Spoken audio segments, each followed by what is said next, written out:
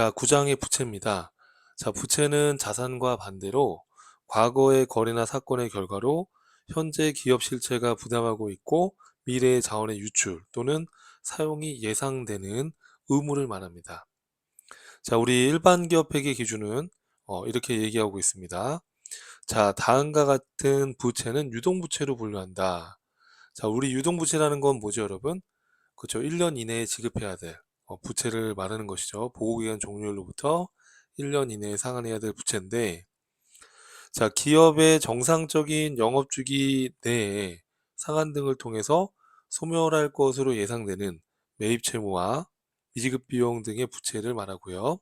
유동부채라는 것은 또 보고기간 종료일로부터 1년 이내에 상환돼야 되는 단기차입금 등의 부채, 당연히 유동부채겠죠. 보고기간 종료일로부터 1년을 초과하여 부채의 결제를 연기할 수 있는 권리를 가지고 있지 않은 부채. 그러니까 연기할 수 없는 거죠. 1년 넘게 연기할 수 없는 거니까 당연히 유동부채로 구분이 되는 거고요. 그 밖에 모든 부채는 비유동부채로 분류한다. 이렇게 지금 일반 기업의 기준에서 얘기를 하고 있습니다. 자, 몇 가지 특이사항들을 보시면 보고기간 종료일로부터 1년을 초과하여 부채의 결제를 연기할 수 있는 기업의 권리는 실질적이어야 하고 보고기간 종료일 현재 존재해야 된다. 자, 그러면 비유동부채로 보겠다는 거예요. 그죠? 자, 보고기간 종료일로부터 1년을 초과하여 부채의 결제를 연기할 수 있는 기업의 권리는 기업이 차입 약정상의 특정 조건, 이하 약정사항을 준수하는지 여부에 좌우될 수 있다. 그렇겠죠. 아무래도 우리가 1년을 초과해서 부채를 결제를 연기할 수 있는 기업의 권리, 이것은 이제 약정사항을 준수하는지에 따라서 이게 연기가 될 수도 있고 연기가 안 될 수도 있을 거예요. 자, 여기 5번에 보시면 부채는 1년을 기준으로 유동부채와 비유동부채로 분류한다. 자, 다만 정상적인 영업주기 내에 소멸할 것으로 예상되는 매입 채무와 미지급 비용 등은 보고기간 종료일로부터 1년 이내에 결제되지 않더라도 유동부채로 분류한다. 이렇게 돼 있어요. 자, 이게 무슨 얘기냐면 정상적인 영업주기라는 것은 우리가 정상적인 영업주기, 정상적인 기업의 영업주기. 자, 우리가 제조기업이다라고 한다면은 정상적인 영업주기는 재료를 구입해서 이 재료로 제품을 생산해서 이 제품을 판매하고 판매 대금을 회수하는 이 사이클이 정상적인 영업활동의 주기를 일 거예요. 근데 정상적인 영업 주기는 일반적으로 1년 이내죠. 일반적으로 1년 이내에 이렇게 물건 만들고 팔고 회수를 할 거란 말이에요. 그런데 우리가 조선업이라든지 이렇게 정상적인 영업 주기가 1년이 넘어가는 업종들도 있을 거예요. 조선업 같은 경우에는 배를 만들고 회수하는 기간이 오래 걸리겠죠. 그러면 1년이 넘어간다 하지만 이런 조선업과 같은 이런 업종들은 이 1년이 넘어가는 기간이 정상적인 영업주기 기간 내라고 한다면 1년이 넘어간다 하더라도 우리가 유동부채로 분류를 하겠다 이런 얘기예요. 이해될까요, 여러분? 네, 그 얘기입니다. 자, 더 읽어볼게요. 이 경우 유동부채로 분류한 금액 중에 1년 이내에 결제되지 않을 금액을 대신에 주석으로 기재해서 정보이용재단한테 이제 공시를 하라는 얘기고요. 당자철 단기차입금 및 유동성 장기차입금 등은 보고기간 종료일로부터 1년 이내에 결제돼야 되므로 영업주기와 관계없이 유동부채로 분류한다. 자, 무슨 얘기냐면 당자차월은 바로바로 우리가 당자예금에서 마이너스 난 금액이 있으면 이게 이제 당자 차월인데 이거는 돈이 들어오면 바로바로 이게 상환이 되는 거니까 당연히 이건 어 1년 이내에 결제가 돼야 되는 것이고요. 단기 차입금도 마찬가지고 유동성 장기 부채는 우리가 처음에 장기 차입금이지만 기간이 1년 이내에 도래해서 1년 이내에 상환이 돼야 되는 부채입니다. 이것들은 당연히 영업 주기와 관계없이 유동부채로 분류가 되는 게 맞겠죠. 자, 또한 비유동부채 중에 보고기간 종료일로부터 1년 이내의 자원의 유출이 예상되는 부분은 유동부채로 분류한다. 우리 예를 들어서 장기 차입금인데 결산 시점에서 봤더니 뭐 한 6개월 있다가 갚아야 된다 그러면 우리가 유동성 장기부채라는 유동부채로 다시 분류를 해주는 것처럼 기간이 결산하는 시점에서 1년 이내에 이제 도래했다 그러면 유동부채로 보고를 하라는 얘기예요. 이해하시겠죠, 여러분? 자, 그리고 다른 것들은 여러분이 한번 읽어보시면 될 것 같고요. 요 양가로 7번에 보시면 보고기간 종료일로부터 1년 이내에 상한일이 도래하더라도 보고기간 종료일 현재 기존의 차입 약정에 따라 보고기간 종료일로부터 1년을 초과하여 부채를 연장할 권리를 갖고 있다. 그러니까 12월 30일의 결산일을 기준으로 봤을 때 차입 약정에 따라 1년을 초과해서 부채를 상한 기간을 연장할 수 있는 권리가 있다, 기업한테. 그러면 당연히 비유동부채로 분류하는 게 맞겠죠. 자, 그러한 권리가 없다면 차항 가능성을 고려하지 않고 유동부채로 분류하는 거죠. 1년을 초과해서 부채 상한을 연장할 수 있다. 그런 권리가 기업에 있다. 그러면 비유동부채로 분류한다. 라는 거고요. 장기 차입 약정의 약정 사항을 위반하여 채권자가 즉시 상한을 요구할 수 있는 채무. 그러니까 약정을 위반해서 상대방이 상한을 바로 요구할 수 있는 그런 채무는 보고기간 종료일과 재무제표가 사실상 확정된 날 사이에 채권자가 상한을 요구하지 않기로 합의하더라도 유동부채로 분류하라는 거죠. 그러니까 채권자 상대방이 즉시 상한을 요구할 수 있는 채무라고 한다 그러면 유동부채로 분류한다라는 거예요. 자, 그래서 약정사항을 위반해서 채권자가 즉시 상한을 요구할 수 있는 채무는 이거는 유동부채로 분류를 한다라는 거예요. 자, 그 이유는 기업이 1년을 초과해서 결제를 연기할 수 있는 권리를 가지고 있지 않기 때문에 1년 이내에 상환해야 될 부채니까 유동부채로 분류하는 게 맞다라는 것이죠. 자, 이런 내용들이 우리 일반 기업 회계 기준에 나와 있는 내용들이니까 이제 뭐 객관식 문제에서 부채 관련해서 이제 맞냐 틀리냐로 이렇게 말 문제로 언급될 수 있으니까요. 한번 읽어보시고 넘어가시면 되겠습니다. 자, 그 다음에 이제 부채 중에 유동부채에 대해서 나옵니다. 유동부채. 자, 유동부채는 보고기간 종료일로부터 어, 1년 이내에 상환해야 될 부채를 우리가 이제 유동부채라고 하는 거고요. 보고기간 종료일로부터 1년 이후에 상환해야 될 부채는 비유동부채로 구분이 되는 거죠. 그렇죠? 자, 그러면 유동부채에 해당하는 것들이 되게 많은데 우리가 앞에서 배웠던 당좌자산의 채권과 비교해 보면 여러분들이 어, 이해를 하는데 도움이 될 것 같아서 제가 이 그림을 좀 그려놨습니다. 자, 우리가 매출 채권이 있죠. 외상매출금 받으러. 그러면 외상으로 제품을 팔고 제품을 판매하고 어음을 받았을 때는 이런 외상매출금 받으러움 이런 매출채권으로 기록을 하죠. 하지만 상대방의 입장에서 예를 들어 상대방이 원재료나 상품을 구입한 것이라면 이게 외상으로 했다 그러면 외상 매입금, 어음을 발행해서 줬다 그러면 지급어음, 이것을 우리는 매입채무다라고 하는 것이죠. 자, 여러분 이런 내용들은 여러분 다 전산세무 2급에서 한 번씩 공부를 했던 내용들이에요. 그래서 한번 했던 거 복습한다 이렇게 생각하고 한번 듣고 넘어가시면 될 것 같아요. 자, 미수금은 상거래 이외의 거래에서 발생한 채권이죠. 예를 들어서 뭐 비품이나 차량을 매각을 하고 돈을 나중에 받기로 했다든지 또는 차량이나 비품, 뭐 건물 이런 상거래 이외의 거래에서 어음을 받았다든지 그렇죠? 이런 것들을 어음을 받았다 하더라도 상거래가 아닌 경우에는 미수금을 하는 것이죠. 그러면 거꾸로 그 반대편의 입장에서 뭐 차량이나 건물이나 비품 등을 외상으로 구입을 했거나 건물 등을 구입하고 어음을 발행했거나 어음을 발행했다 하더라도 상거래가 아닐 때에는 미지급금을 한다는 거. 자, 그 다음에 단기대여금이 있죠. 단기대여금. 돈을 빌려주고 1년 이내에 이제 회수하기로 한 것이죠. 그럼 상대방의 입장에서는 돈을 빌리고 1년 이내에 갚기로 했다면 단기 차입금이 되겠죠. 그 다음에 선급금.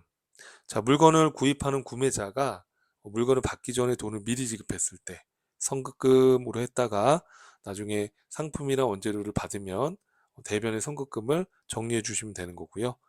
그럼 판매자 입장에서는 물건을 보내주기 전에 돈을 미리 받았으니까 대변의 선수금이라고 했다가 물건을 팔았을 때 대변했던 선수금을 차변으로 분기하면서 대변의 매출 수익을 인식해 주면 되는 것이죠. 가지급금은 지급했는데 내용이 확정되지 않았을 때 가지급금. 그럼 이제 결산할 때는 확실한 계정으로 이제 정리를 해줘야 되겠고요.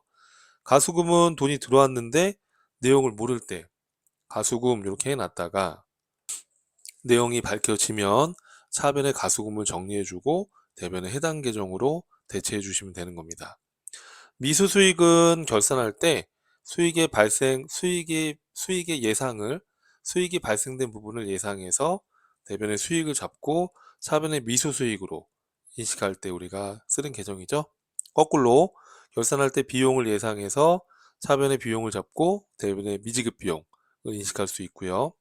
선급 비용은 단기에 지급된 비용 중에 차기분에 해당하는 비용이 있으면 결산할 때 차변의 선급 비용, 대변의 해당 비용을 감소시켜 주시면 되는 거죠.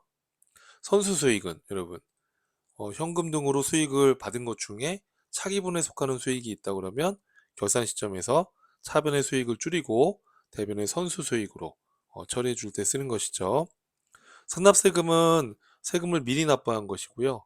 예수금은 원천징수하고 대신 세금을 납부해 줄 때, 그래서 예를 들어서 법인이 은행에서 이자 받을 때 10만 원의 이자를 받으면서, 예를 들어서 법인이 은행에서 이자를 받을 때, 자, 예를 들어서 이자가 예를 들어서 만 원인데 예를 들어서 8,600원만 받았다. 8,600원만 받고 이자 수익이 만 원인데 8,600원만 받고 1,400원만큼은 법인이 세금을 미리 원천징수로 미리 납부한 거다 그러면 선납세금 이렇게 회계 처리하는 것이고요. 우리 은행의 입장에서는 법인한테 이자 비용을 예를 들어서 만 원을 지급하면서 세금을 원천징수하고 1,400원만큼 원천징수하고 1,400원입니다. 나머지 8,600원만 현금으로 지급할 수 있겠죠. 이처럼 돈을 지급하는 사람의 입장에서는 원천징수한 세금은 예수금으로 부채로 잡고 소득을 받는 사람의 입장에서는 세금을 미리 원천징수 당한 것은 세금을 미리 낸 거니까 선납세금이 되는 거죠. 그래서 이렇게 비교해서 한번 생각해 보시면 도움이 될 것 같아서 제가 이렇게 표현을 해 놓은 거예요. 자, 또 부가세 예수금이 있으면 부가세 대급금도 있겠죠. 자, 그리고 우리가 배당을 지급하는 기업의 입장에서 배당 결의일 날에 대변에 배당을 아직 지급하지 않았을 때 미지급 배당금이라는 부채를 잡는 거죠. 그러면 배당 받을 권리가 확정되는 시점에서 배당금 수익을 인식하고 차변에 미수금 또는 뭐 미수배당금 이렇게 계정을 만들어 사용할 수도 있습니다. 자, 그리고 또 우리가 유동성 장기부채 이런 것도 이제 부채에 해당이 될 거예요.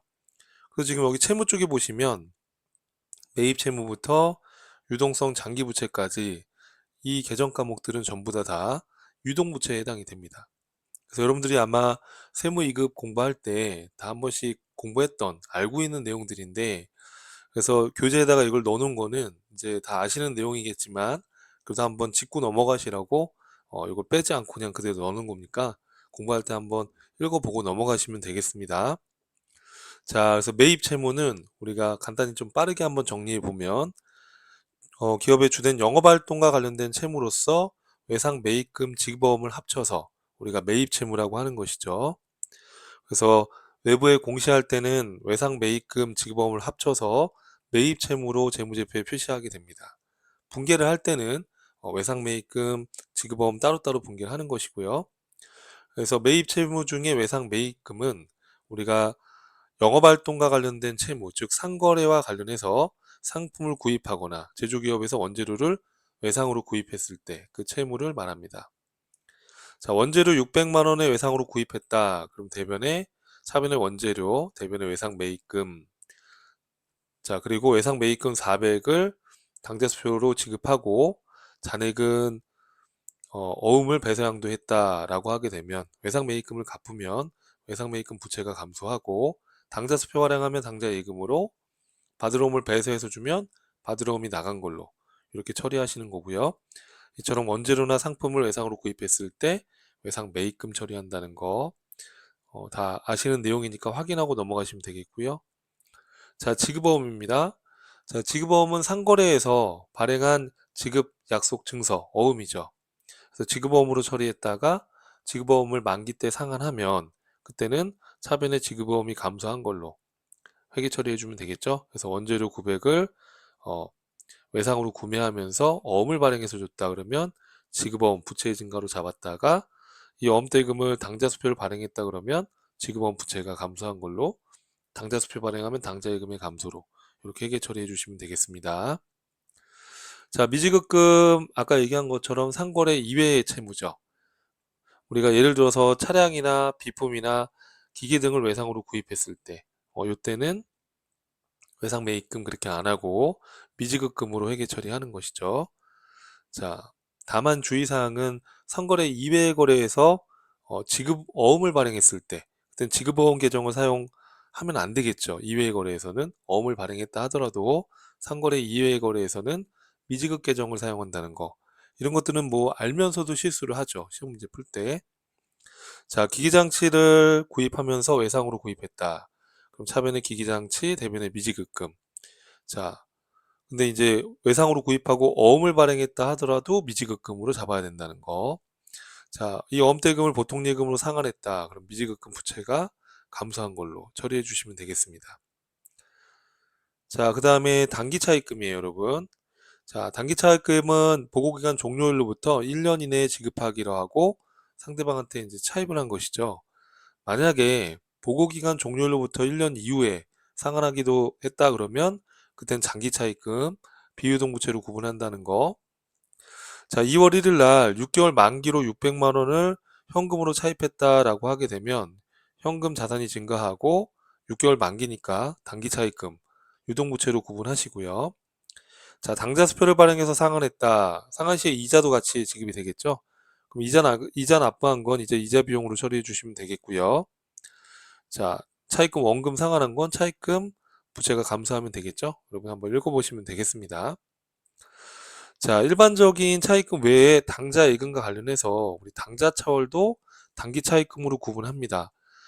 당자 차월은 우리가 당자 예금 한도를 설정해 놓고 그 한도 범위 내에서 우리가 수표 발행을 통해서 당자 예금이 인출이 가능한 것이죠. 자, 예를 들어서 자, 당자 예금에 100만 원을 현금으로 넣어놨어요. 차변에 당자 예금. 그런데 원재료를 구입하면서 150만 원의 수표를 발행했다. 그럼 차변의 원재료 150인데 원래는 예금이 100만 원밖에 없으면 100만 원 범위 안에서 수표를 발행할 수 있는 것이지만 당자 차월 계약을 추가적으로 맺었다라고 하게 되면 그때는 그 한도 범위 내에서 마이너스로 당자예금이 초과돼서 인출이 된 부분에 대해서는 당자 차월된 부분에 대해서는 우리가 단기 차입금으로 회계 처리를 한다는 거. 근데 여러분 이제 실무를 할 때 우리가 당자 차월 계정을 여기다가 기록했다가 결산할 때 이걸 단기 차입금으로 이제 수정 분기를 할 수도 있습니다. 그거는 상황에 맞춰서 하시면 되는 거죠. 자, 그래서 당자 차월된 금액도 단기 차입금으로 처리한다. 이렇게 이해하시면 되겠습니다.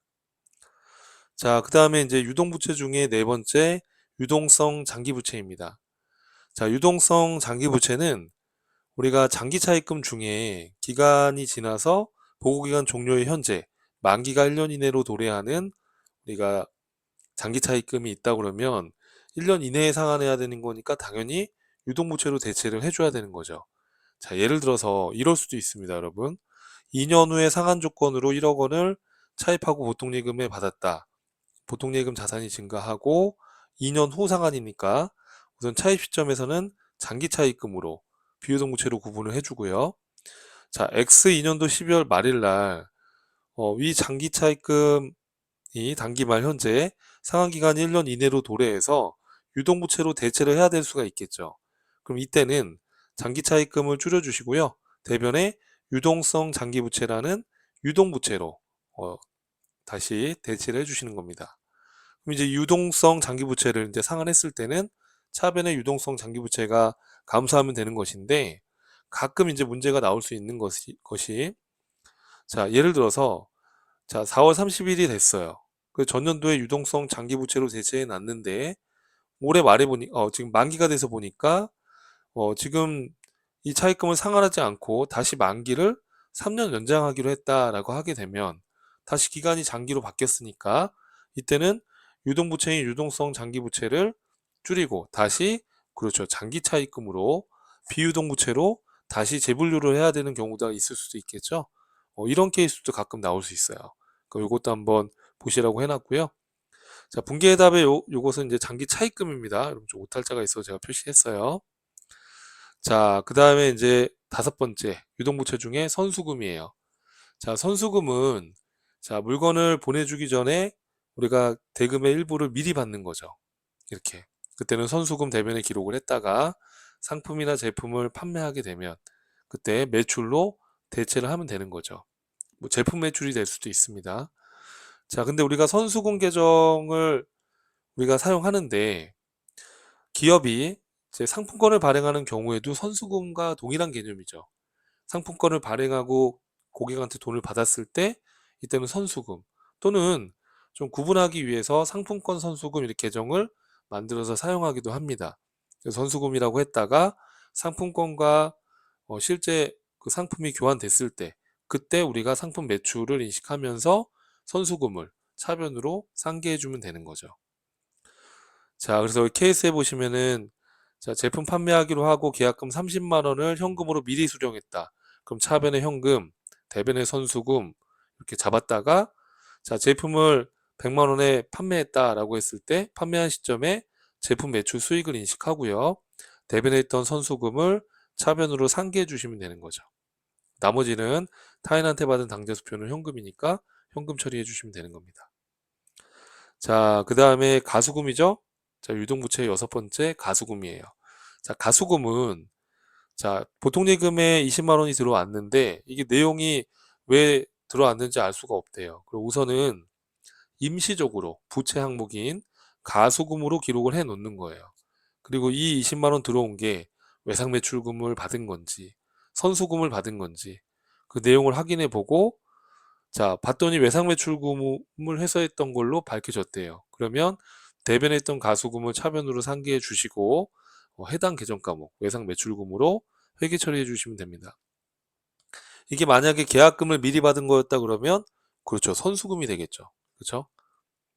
자, 그 다음에 이제 예수금이에요. 자, 예수금은 우리가 원천징수 제도 관련해서 지급자가 돈을 지급할 때 상대방이 내야 될 세금 등을 일시적으로 갖고 있다가 다음 달 10일에 세무서 등에 대신 납부할 때 그 일시적으로 보관하는 그 금액을 예수금이라고 하는 거죠.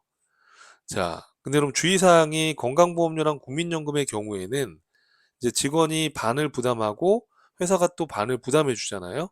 그러면 이제 건강보험료 회사가 부담한 것은 복리후생비로, 또 국민연금 회사가 부담해 주는 부분은 세금과 공과로 이렇게 처리해 주시면 되는 거죠.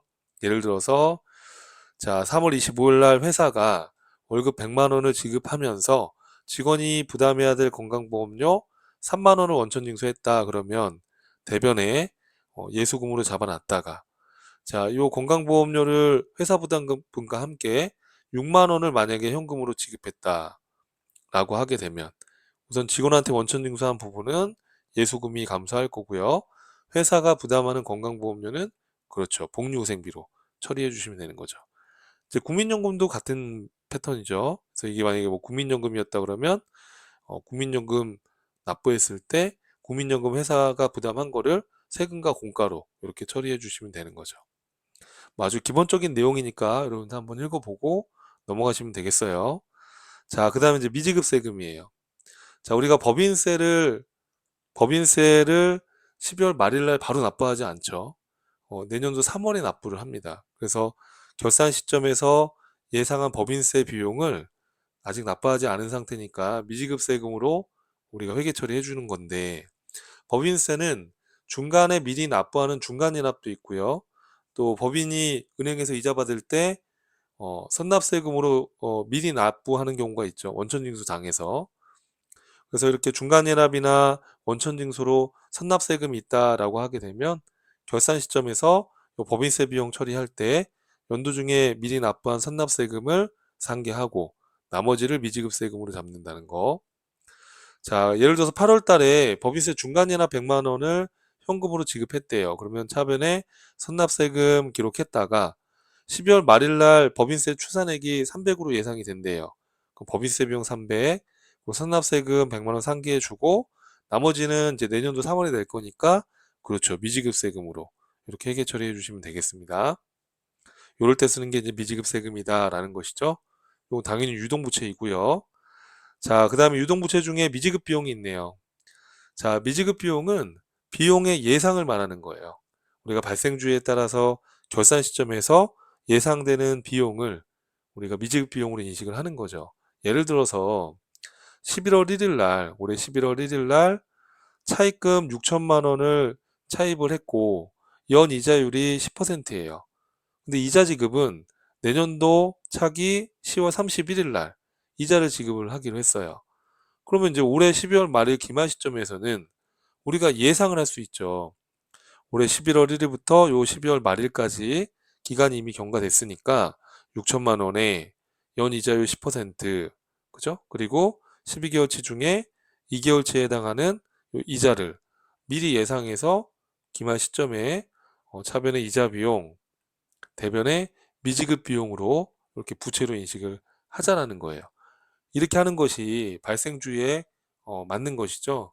우리가 현금이 나가지 않았다 하더라도 기간에 따라서 비용이 이렇게 발생이 됐다면 현금 지급해야 될 날짜는 안 됐지만 그 기간 경과에 따른 비용을 인식하고 미지급 비용 부채로 인식을 하는 겁니다. 이거 우리는 비용의 발생이다 또는 비용의 예상이다라고 얘기를 하는 거예요. 그럼 나중에 이제 여러분 이거를 상환했다라고 하게 되면 어떻게 되겠어요? 요 6천만 원 단기 차입금 상환했으니까 차입금 부채가 줄고, 자, 6천만 원에 10%면은 1년 12달치 이자는 얼마입니까, 여러분? 600만 원이겠죠. 그렇죠? 그 600만 원 이자를 더 냈을 텐데, 자, 이때 600만 원이 다 올해 지금 지급한 시점에 이자 비용이 아니라 지금 600만 원 중에 요 10개월치는 지급하는 그 해에 이자 비용이 맞죠. 500만 원은. 그럼 100만 원 차이가 나는 이유는 그렇죠. 전기에 잡아놨던 미지급 비용을 납부한 걸로 이렇게 이해를 하시면 되는 거죠. 그래서 우리가 결산하는 시점에서 비용을 예상해서 기간 경과된 비용만큼 인식을 할 때 미지급 비용 계정을 쓴다는 거, 이 미지급 비용도 유동부채에 해당이 된다는 거. 자, 기초적인 내용이니까 여러분 한번 쭉 보고 넘어가시면 될 것 같아요. 자, 선수수익입니다. 선수수익도 유동부채입니다. 자, 우리가 현금으로 받은 수익 중에 차기 년도에 해당하는 수익이 있다라고 하게 되면 결산할 때 수익을 취소시켜 주시고 내년도 수익에 해당하는 부분에 대해서는 선수수익이라는 부채로 수익을 이연시켜 주는 거예요. 이걸 우리는 수익의 이연이라고 하는 거예요. 자, 그래서 여기 사례 보시면 올해 10월 1일 날 1년치 임대료 1,200만 원을 보통예금으로 입금을 받았대요. 그렇죠? 그러면 여기 차변은 현금이 아니죠, 그죠? 자, 여기 현금이 아니고 이제 보통 예금이에요, 여러분. 보통 예금 1,200, 그리고 임대료 수익 1,200으로 기록을 해놨습니다. 이렇게. 자, 그래서 지금 1,200만 원만큼 임대료 수익으로 인식을 했는데, 자, 12월 31일 날 결산할 때 보니까, 이때 보니까 여러분, 이 지금 받은 1,200 임대료 수익 중에 지금 9개월치는 이 부분에 대해서는 이제 내년도 거를 우리가 미리 받은 거니까, 그렇죠. 결산할 때 임대료 수익을 줄여주시고 9개월치는 대변에 선수 수익으로 해서 수익을 이연시켜 주셔야 되는 거죠. 이해되시죠, 여러분? 이렇게 해서 선수 수익에 대한 것을 정리하시면 되는데, 이제 간혹 헷갈릴 수가 있는 게 시험 문제에서 이렇게 나올 수도 있어요. 자, 어떻게 나오냐면, 자, 회사가 1년치 임대료 1,200만 원을 보통 예금으로 입금받았다. 그래서 여러분 요 밑에 해답은 보통 예금이에요. 현금이 아니라. 자, 그래서 보통 예금 1,200만 원. 그런데 이 문제를 보시면 임대 기간은 내년 9월까지인데 9월 말까지인데 임대료를 수령했을 때 임대료로 안 하고 선수 수익으로 미리 선수 수익으로 분기를 해놨대요. 이렇게. 근데 이게 다 내년도 건 아니죠. 그쵸? 10월 1일부터니까 10월달, 11월달, 12월달 3개월치는 올해 임대료가 돼야 되니까 이때는 대려 임대료를 잡아주시고 선수 수익을 줄여주셔야 되는 거예요. 이렇게. 이해되시죠, 여러분? 예, 그래서 이거 주의해 주셔야 됩니다. 선수 수익으로 했다 그러면은 결산할 때 단기 기간에 경과된 부분에 대해서 수익을 인식해 주셔야 되는 거예요. 이렇게. 헷갈리시면 안 돼요, 여러분. 자, 그 다음에 미지급 배당금에 대해서 나왔습니다. 자, 이제 미지급 배당금은 뒤에 가면 우리 자본 파트에서 다시 또 상세하게 공부를 할 건데 한번 가볍게 좀 보시면은 자, 회사가 영업 활동을 통해서 벌어들인 이 이익잉여금으로 현금 배당을 하는 경우입니다. 그 회사가 이제 현금 배당을 하게 되면 주주총회 결의인 날 배당 선언이 되면 배당을 지급해야 될 의무가 있으니까 우선은 그 결의일 선언일 날에 미지급 배당금 부채로 잡아 놓는 거예요. 이렇게 잡아놨다가 배당을 지급했을 때 미지급 배당금 부채를 상환한 걸로 처리하는 겁니다. 그래서 이 미지급 배당금도 1년 이내에 갚아야 될 유동부채가 되는 거예요. 이렇게. 자, 그래서 여기 케이스를 보시면 3월 5일 날 이익잉여금 중에 1,000만 원을 현금 배당하기로 선언을 하였다. 현금 배당을 하게 되면 여러분 뒤에서 다시 배우겠지만 그 현금 배당액의 10%를 이익준비금으로 적립하게끔 되어 있어요. 그래서 지금 1,000만 원 배당을 하기로 결의했다 그러면 100만 원만큼은 이익준비금으로 그리고 대변에 쌓여있던 이익잉여금을 줄여주시면 되는 거예요. 자, 그리고 3월 20일 날 미지급 배당금 1,000만 원에 대해서 지급을 하면서 원천 징수한 금액이 있다 그러면은 그거는 예수금으로 회계 처리해 주시면 되는 거예요. 그래서 원천 징수세 154만 원을 차감하고 보통예금 지급했다. 이렇게 되어 있으면 대변했던 미지급 배당금 차변으로 상기해 주시고 원천 징수한 배당소득세는 예수금으로 잡아주시면 되는 겁니다. 자, 요 밑에 내용이 나와 있으니까 한번 보시면 될 것 같고요.